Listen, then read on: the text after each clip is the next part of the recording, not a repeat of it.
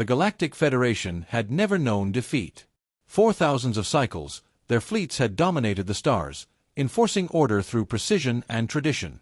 War, to them, was a calculated affair, a dance of honor, where fleets clashed in predetermined formations, where surrender was respected, and where the weak were absorbed, not annihilated. They had encountered countless species, each bending to their might or fading into irrelevance.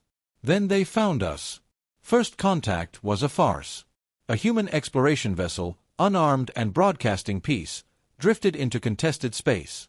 The Federation's border patrol intercepted it, scanning the primitive craft with amusement. No energy shields. No plasma lances. Just fragile metal and chemical thrusters. A single warning shot ruptured the hull, sending the humans spiraling into the void. The Federation commanders chuckled. Another backward race, easily crushed. But then their outposts began vanishing. Not destroyed. Not conquered. Gone. No debris. No distress calls. Just empty space where stations once orbited. The Federation assumed system failures, perhaps rebel sabotage. They sent scout drones, patrol ships, even a full cruiser to investigate. None returned. Then, at the edge of sensor range, something moved. A scout ship caught the silhouette, a monstrous shape, angular and brutal, bristling with weapons that defied classification. It moved like nothing the Federation had ever seen. Not with the elegant glide of anti-grav drives, but with raw, thundering propulsion, as if it forced space to obey. The scout's commander hesitated. Protocol demanded a challenge, a declaration of intent. The human ship did not respond. It opened fire. Not with the bright lances of plasma the Federation knew. Not with the clean, surgical strikes of ion disruptors. This was something else, something ugly. Kinetic rounds, impossibly dense, tore through the scouts' shields like they weren't there. The hull ruptured, atmosphere venting in frozen clouds. The last transmission from the dying crew was a single, panicked realization. They don't fight like us. The High Command dismissed it as an anomaly. A fluke. Perhaps the humans had stolen technology, reverse-engineered some lost weapon. They mobilized a proper fleet, 5 cruisers, sleek and gleaming, the pride of the Federation's martial tradition. They would teach these upstarts the meaning of war. They never got the chance. The human ship didn't meet them in open battle. It ambushed them. Striking from the blind side of a gas giant, it fired before the Federation fleet could even form ranks. Shields collapsed under sheer kinetic force. Hulls split like rotten fruit. One cruiser, crippled but not yet dead, attempted to surrender, broadcasting ceasefire codes on all frequencies. The humans didn't stop. They fired again. And again. Until the cruiser was dust. By the time the last Federation ship fled, its commander trembling in his command throne, a single truth had seared itself into the galaxy's consciousness. They thought they understood war. Then the humans came. The survivors of the ambush brought back more than wreckage and trauma, they brought footage. The High Command gathered in silence as the holograms played, showing the human battleship in all its horrifying glory. It wasn't just the weapons. It wasn't just the armor. It was the way it fought. No elegant formations. No honor-bound declarations. No hesitation. The humans didn't duel. They butchered. The Federation's greatest minds analyzed every frame, searching for weakness. The ship's design was crude, no sleek curves, no energy-efficient systems. Just layers of reinforced plating, redundant systems, and weapons mounted without regard for aesthetics. It was built for one purpose, to take punishment and keep killing. A senior tactician finally spoke. They don't fight to win. They fight to erase. The High Command refused to believe it. There had to be a mistake. Perhaps this was some rogue faction, not representative of humanity as a whole. They sent an emissary vessel, broadcasting peaceful intentions, offering negotiations. The human battleship responded by locking targeting scanners. The emissary ship's captain, a decorated diplomat, panicked. "We come in peace. We wish to." The transmission cut off as a railgun round punched through the bridge. No warning. No demands. Just death. The Federation's shock turned to fury. They would crush this insolence, burn the humans back to whatever rock they crawled from. They mobilized the Third Grand Fleet, 20 capital ships, 100 escorts, the finest warriors of a dozen species. They would meet the human vessel in open space and dismantle it piece by piece. They found it waiting for them.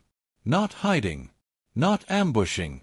Just there, drifting in the void like a predator lounging in its territory. The Federation fleet formed their traditional battle lines, shields interlocked, weapons primed. The human ship didn't move. The admiral in charge, a veteran of 100 honorable conflicts, opened a channel. Human vessel, you stand accused of crimes against the Galactic Federation. Surrender now, or be destroyed. Static. Then a voice, rough and amused. Crimes? No. This ain't a trial. The battleship's engines flared.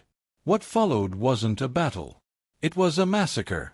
The human ship didn't engage in the dance of fleet combat.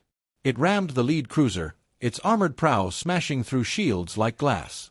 Boarding pods, boarding pods, in a space battle, latched onto hulls, disgorging armored soldiers who butchered crews in close-quarter slaughter.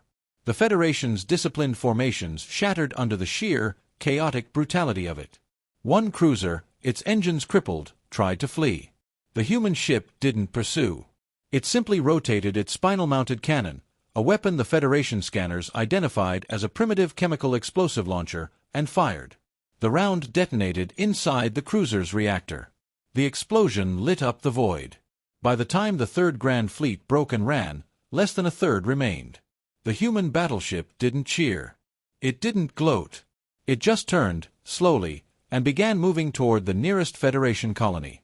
The Admiral's final transmission to High Command was only 4 words. They're coming for you.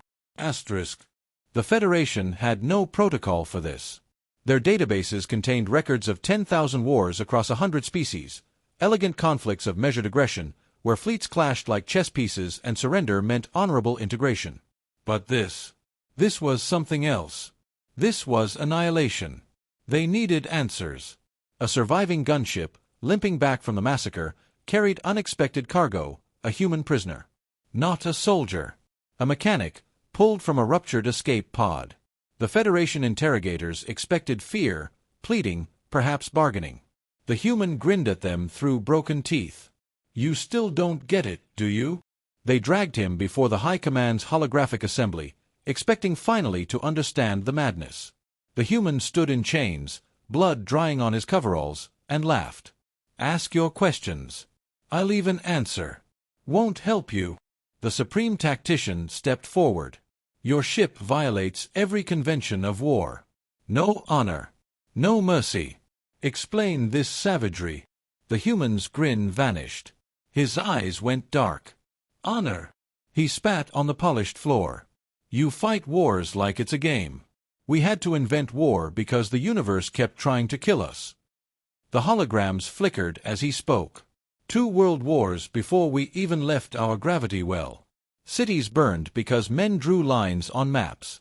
Nuclear fire because someone didn't like a flag. His chains rattled as he leaned forward. You know what we call your rules of war back home? Target practice. The High Command shifted uneasily. The archivist accessed ancient records, human history, previously dismissed as primitive ramblings. The files unspooled, trenches filled with poison gas, skies blackened with bombers, entire nations erased in atomic fire. The humans saw their horror and smiled again. Yeah. Now you're starting to see. That battleship out there. He jerked his head toward the void. That's not our best. That's our warning shot. Silence. Then the alarms blared. Sensors showed multiple contacts emerging from jump, not 1 battleship, but 12, each uglier than the last. The mechanic threw back his head and laughed. Told you it wouldn't help. The High Command erupted into chaos. Evacuation orders. Last stands. Some advocated immediate surrender. Others swore to fight to the end. The human just watched, still grinning, as the first orbital defense platforms began to explode. Outside the viewports, the sky lit up with the death of an era. Surrender wasn't an option. Not anymore. The human fleet didn't broadcast terms. Didn't accept transmissions.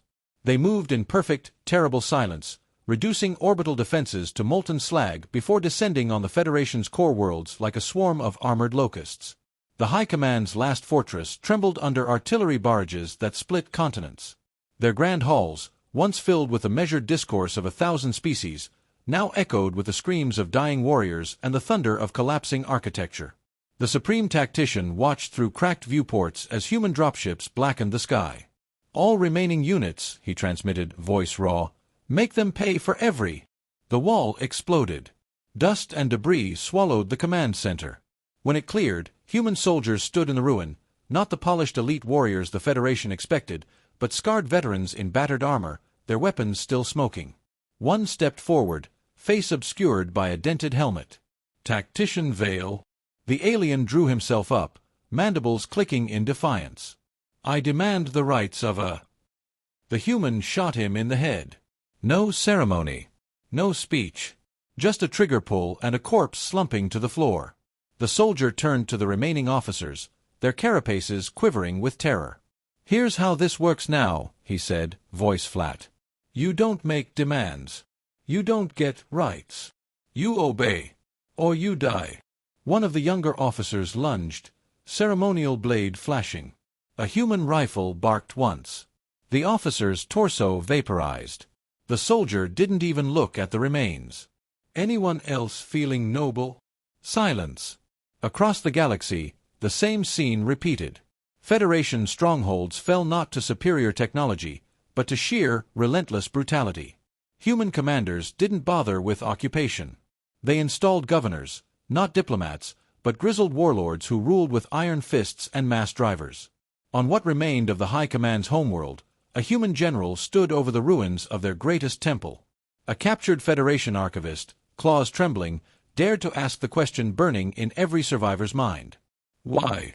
The general lit a cigar, exhaling smoke into the sulfur-stained wind.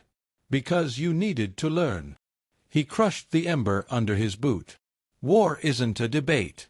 It's not a game. It's blood and teeth and making sure the other guy dies first." He turned, walking away through the ashes. "Consider this your graduation."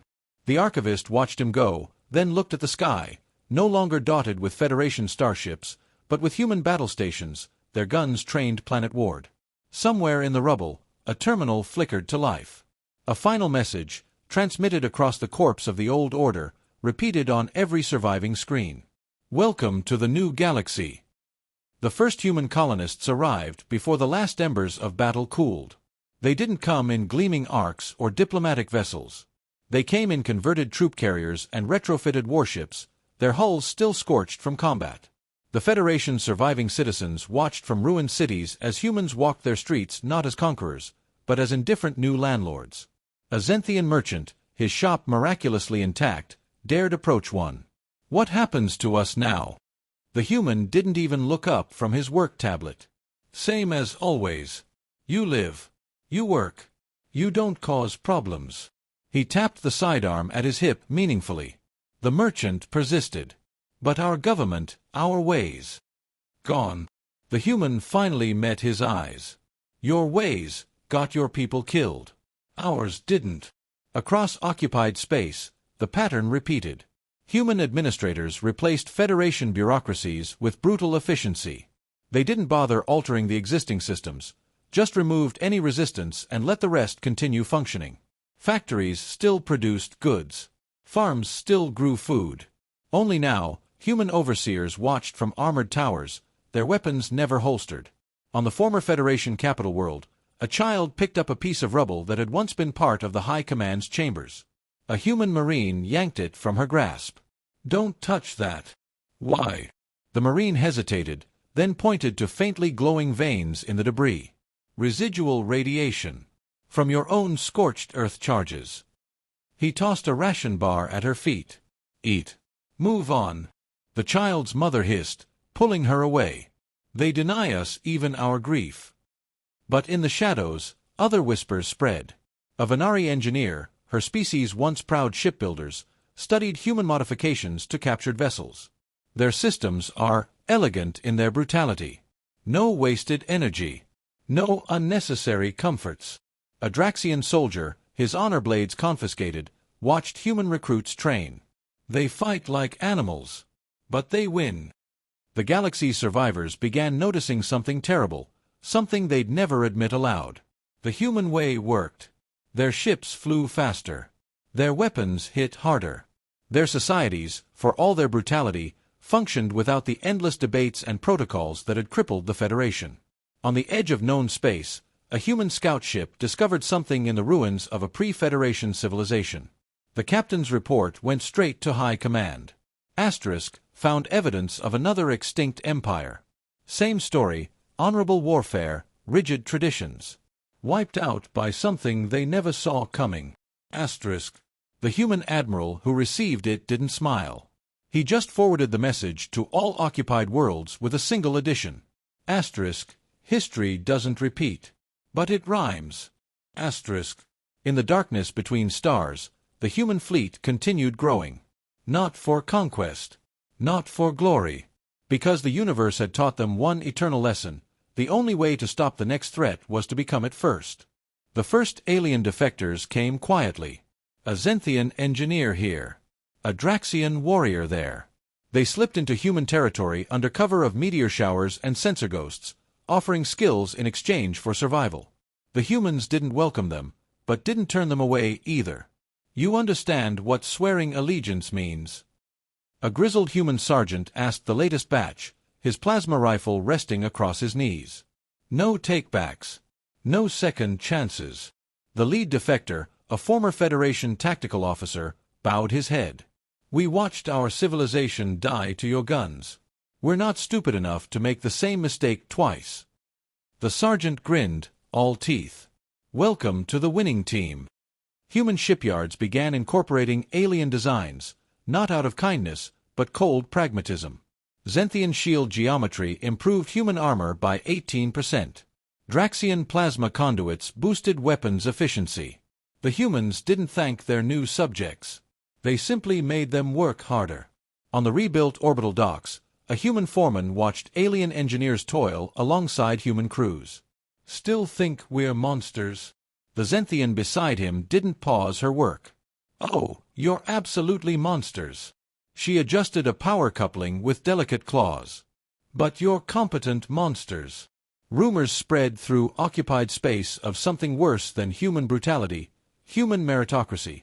A �RAXIAN gladiator found himself training human recruits after breaking 6 of their bones in the ring.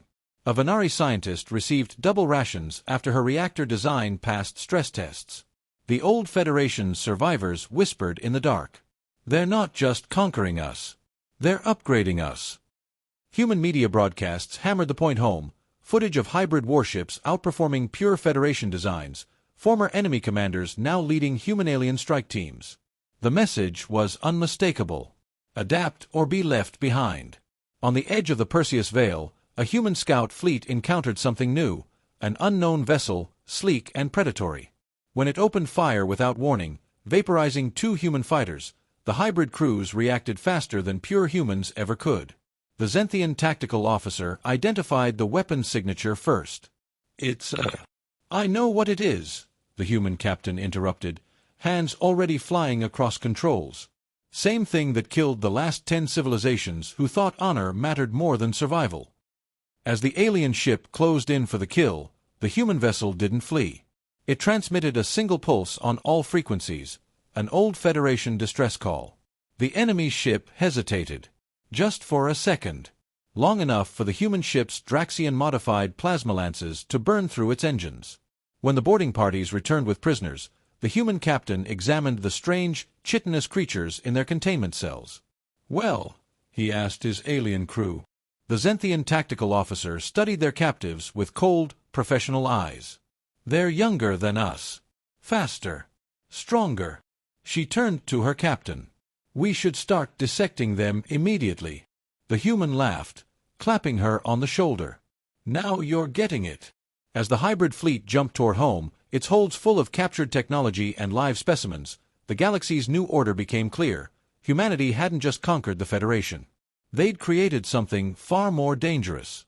A civilization that actually learned from its mistakes.